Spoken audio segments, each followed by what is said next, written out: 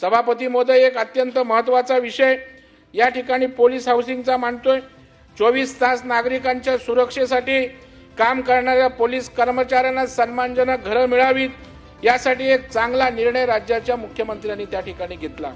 Police गृहनिर्माण मंडळाला 2 ते 3 हजार कोटी रुपयांचा निधी त्या ठिकाणी उपलब्ध करून दिला जाणार आहे। या माध्यमातून सभापती महोदय, पोलिसांना चांगली घरं मिळणार आहेत। मी मुख्यमंत्री महोदयांना धन्यवाद देतो।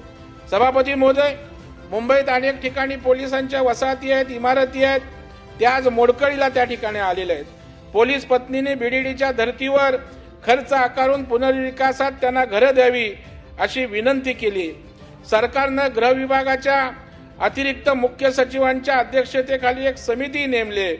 या समितीचा अहवाल आला आहे का आणि पोलिसांना पुनर्विकासात घरं देण्याबाबत सरकारची काय भूमिका आहे हे आम्हाला जाणून घ्यायचं आहे। सभापती, या पोलीस पत्नी आमच्याकडे येतात, प्रसाद लाड यांच्याकडे येतात, कालिदास कोळंबकर साहेबांकडे तर रोज त्या ठिकाणी जातात। माझी विनंती आहे की पोलीस त्या ठिकाणी घराचे पैसे भरायला तयार आहेत बीडीडीच्या धर्तीवर। जर आपण त्या ठिकाणी झोपडं बांधलं तर त्या ठिकाणी ते झोपडं काय आहे, त्या झोपड्याला आपण एसआरएच्या माध्यमातून घर देतो। मग पोलीस जर दिवस रात्र आपली सेवा करत असेल आणि तो काही ठराविक रक्कम भरून त्या ठिकाणी जर घर मागत असेल, तर मला वाटतं बीडीडीच्या धर्तीवर या पोलिसांना त्या ठिकाणी न्याय द्यावा।